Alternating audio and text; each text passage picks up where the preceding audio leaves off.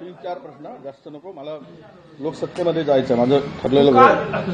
नागपुरात जी युती तुटली काँग्रेस आणि पवार गटाची, अनिल देशमुख यांनी आरोप केलेला की काँग्रेसने विश्वासघात आमच्यासोबत केला म्हणून. नाही, त्या संदर्भात थोडी माहिती मी घेतली.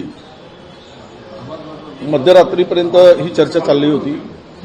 राष्ट्रवादीच्या कडून आवाजवी काही जी मागणी होती ती काही योग्य नव्हती आणि आमच्या मजबूत जागेवर त्यांनी दावा केलेला होता अशी माहिती मिळाली.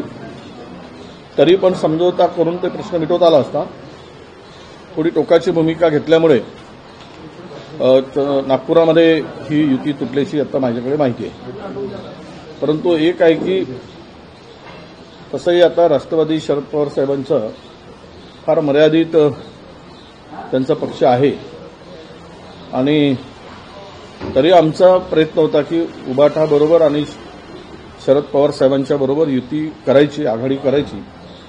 हा आम्ही सुरुवातीपासूनच आमच्या पक्षाचं मत होतं, आमच्या अध्यक्षांचं मत होतं, विकास ठाकरेंचं, आणि त्यांनी त्या दृष्टीनं प्रयत्नही केले होते.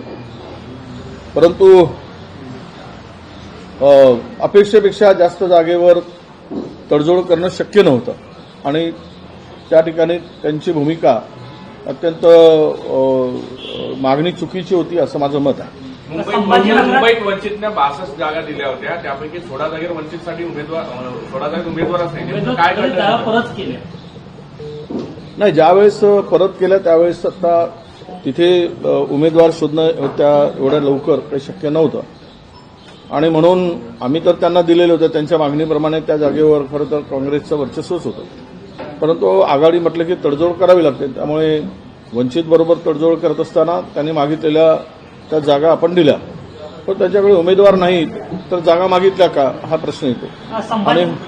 आणि मागितल्यावर मग तिथे उमेदवार जर नव्हते तर त्यांनी काँग्रेसला पूर्वसूचना दिली असती तर काँग्रेसने त्या ठिकाणी उमेदवार उभे केले असते. यातून ज्या 16 जागेवर काँग्रेसही नाही आणि वंचितही नाही याचा अर्थ कार्यकर्त्यामध्ये एक चुकीचा संदेश त्या आघाडीच्या निमित्तानं गेलेला आहे. नगरपंचायतप्रमाणे परत महानगरपालिकेमध्ये 3 पक्ष वेगवेगळे लढत आहे. म्हणजे पुढे विरोधकांची स्पेस कमी करण्याचा प्रयत्न होता. नाही, तो प्रयत्न नेहमी आणि साकल्यानं राहिलेलाच आहे. त्यामध्ये काही आपण ते नाही. आता एकदा अंतिम यादी येऊ द्या आणि कोण कोणाचे उमेदवार लढत आहेत त्यावर नंतर आपण बोलूच. परंतु सत्तेमध्ये एकत्र राहून निवडणुकाला मात्र वेगवेगळी भूमिका घेण्याची जे काय चाललेलं आहे हे त्यातून नक्की आहे की यांच्यामध्ये सत्ताधाऱ्यामध्ये समन्वय नाही आणि सत्ताधाऱ्यामध्ये एकमत नाही आणि सत्तेसाठी ते वाटेल त्या स्तराला जाऊ शकतात असा त्याचा अर्थ होतो. काँग्रेस भाजपवर आरोप करतो की चंद्रपूर महानगरपालिकेत काँग्रेसच्या तिकीट वाटप झालं त्याच्यातही घोळ झालं, तुमच्या समर्थकांच्या तिकीट कापल्याचा आरोप आहे. नाही, हे आता काही अंशी हे खरं आहे की पण त्याची जबाबदारी तिथल्या खासदारांनी घेतलेली आहे. आम्ही सर्व उमेदवार निवडून आणतो आणि आमच्या मनाप्रमाणे ते झालं पाहिजे तशी त्यांची भूमिका होती. त्यामुळे त्यांना त्यांच्यावर जबाबदारी त्यांनी घेतल्यामुळे काही आमच्या समर्थकांना तिकडे समर्थक म्हणण्यापेक्षा काँग्रेसचे सिनियर लीडर होते, 4-4 वर्षे नगरसेवक होते, त्यांनाही थोडासा बाजूला करून त्या ठिकाणी त्यांनी भूमिका घेतली की जबाबदारी माझी आहे असं खासदारांचं मत आहे. तर त्यामुळे आम्ही त्यांना आग्रह केला की त्या ठिकाणी प्रयत्न केला, आमचे अनेकांनी प्रयत्न केला, पण त्यांची भूमिका एकदम त्या संदर्भात टोकाची होती आणि जबाबदारी घेतल्यामुळे त्यावर अधिक मला बोलण्याची गरज वाटत नाही. म्हणजे संभाजीनगर महानगरपालिकेत विजय झाला किंवा पराजय झाला तर खासदारांची जबाबदारी असं म्हणायचं तुम्हाला?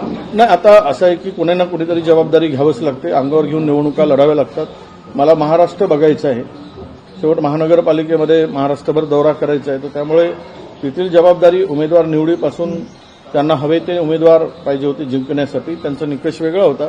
त्यामुळे अनेक सिनियर लोकांना, अनेक पक्षामध्ये अनेक वर्षापासून काम करणाऱ्या लोकांना ते निवडून येणार नाहीत अशी भूमिका किंवा त्याच्याकडे काही रिपोर्ट असेल त्या आधारावर त्यांनी ते उमेदवारी दिलेल्या आहेत आणि जबाबदारी सुद्धा आता त्यांची आहे, त्यामुळे त्यांनी जबाबदारी घेतली आहे. पण महानगरपालिका संभाजीनगरमध्ये महानगर परिषदमध्ये या सगळ्याचा तुम्हाला फायदा झाला असं असताना आता चंद्रपूरमध्ये कुठेतरी तोटा होण्याची शक्यता संभाजीनगरमध्ये नागरिक प्रचंड राडा सुरू आहे. भाजपच्या इच्छुक उमेदवारांचा राडा आहे. किनेकर जे आहे, संजय किनेकर यांचा समजूत काढण्याचा प्रयत्न या ठिकाणी होतोय. नाही, राडा तर होणारच आहे, कारण त्यांनी सर्वच पक्षामध्ये, आमच्याही पक्षामध्ये काही ठिकाणी उपरे लोक घेतल्याची चर्चा अनेक ठिकाणी तक्रारी येत आहेत. भाजपमध्ये सुद्धा तर हा मोठा प्रमाण आहे की बाहेरून आलेल्यांना उमेदवारी दिल्या गेली आणि त्यातून निष्ठावंतांना डावलल्याची चर्चा जोरात आहे आणि त्यातून झालेला हा उद्रेक आहे. खरं तर भारतीय जनता पक्ष हे वापरून घेऊन त्यांचा वापरा आणि फेका असं त्यांचं धोरण आहे. त्यामुळे आक्रोश जो संभाजीनगरमध्ये दिसतो आहे ते पक्ष निष्ठा सोडून पक्षातून बाहेर आलेल्या लोकांना भारतीय जनता पक्ष आता काँग्रेसची स्थिती जी होती पूर्वी ती आता भाजपची आहे असं म्हणायला हरकत नाही. भागवत कराड यांना इथे भाजपच्या नाराज कार्यकर्त्यांनी घेरलेलं आहे. प्रचंड नाराजी पक्षावर व्यक्त केली जात आहे संभाजीनगरमध्ये. आता संभाजीनगरमध्ये आघाडी होईल आता त्यांची युती होईल असं संकेत होते, पण कालपासून जे वातावरण निर्माण झालं आणि वेगवेगळे लढण्याचा निर्णय घेतला त्यामुळे कार्यकर्त्यामध्ये स्वाभाविक जागा देण्यासाठी स्कोप होता. परंतु हे सगळं वातावरण जे काही तयार झालं असेल तो त्या पक्षाचा अंतर्गत विषय आहे, त्यावर मी अधिक भाष्य करणं मला चुकीचं वाटतं. पण एक नक्की आहे की काँग्रेस आम्ही जे लढतो ते वैचारिक दृष्टिकोनातून लढतो. भाजप हे सर्व काही सत्ता मिळवत असताना निष्ठा बिष्ठा काही ठेवायचं नाही, जिंकणं हाच निकष आणि त्या दृष्टीनं त्यांनी ते तिकीट वाटप कदाचित केलं असावं. मुंबई महानगरपालिकेत 16 ठिकाणी काँग्रेसने उमेदवारी दिलेली नाही आहे. मुंबई महानगर झालं भाव हिंदी में बताइए कहाँ का कांग्रेस की युति हुई और कहाँ नहीं और क्या रिजल्ट रहा यहाँ युति नहीं हुई? नहीं, देखिए कल तक तो जो स्थिति थी वो पूरी तरह क्लियर नहीं थी. आज सब कारपोरेशन का स्क्रूटनी के बाद में अंतिम यादी जब लगेगी तभी इस बारे में कहाँ पे किस जगह किसकी युति हुई और यही हम लोग स्पष्ट करेंगे.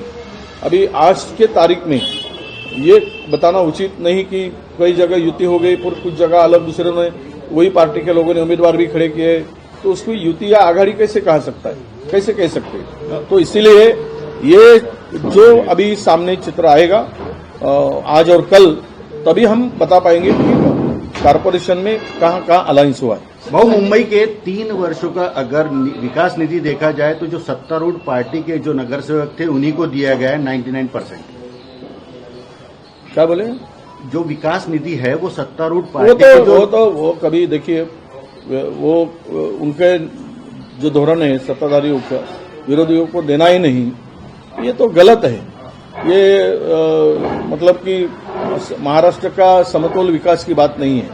ये अपने पार्टी के लोगों को फंड देना, दूसरों को नहीं देना, तो ये तो विकास की उनकी परिभाषा ही बदलती है. और भाजपा हो या उनके अलायंस पार्टनर हो, ये खुलेआम कर रहे विरोधियों को दुश्मन समझकर, वो हमारे पीढ़ी आने हमारा दुश्मन ही है, वो उससे हमारा कोई लेना देना नहीं है.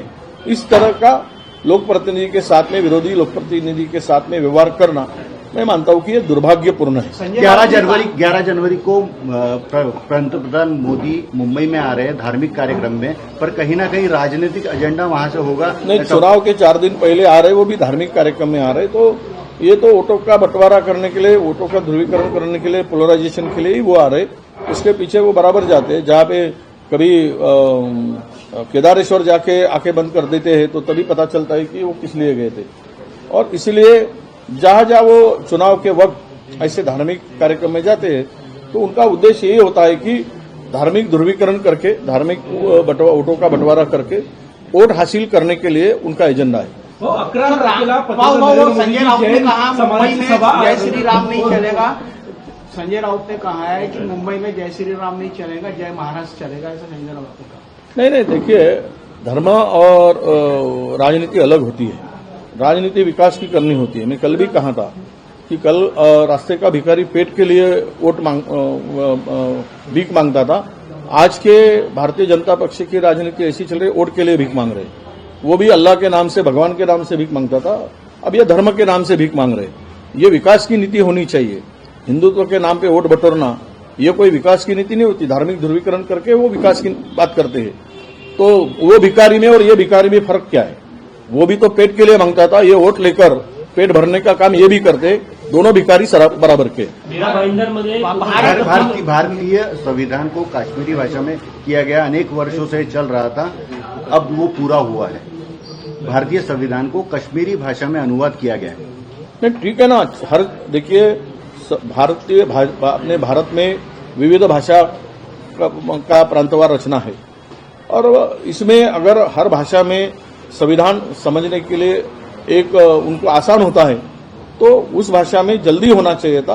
काफी दिनों से ये चल रहा था। आज कश्मीर में संविधान उनको कश्मीरी लोगों को समझना चाहिए और संविधान पे देश चलाने के लिए उनका भी उतना ही सहभाग होना चाहिए। ये बहुत अच्छी बात है कि उस भाषा में अभी ये काम पूरा हुआ है। भारत अर्थव्यवस्था में चौथे नंबर पर आया। एक आखिरी हिंदी है। आखिरी भारत अर्थव्यवस्था में चौथे नंबर पे आया। कैसे? ये कुछ नहीं आया है। ये सब जुमला है, नया जुमला। इलेक्शन के वो नए जुमलों का एक नया और जुमला है।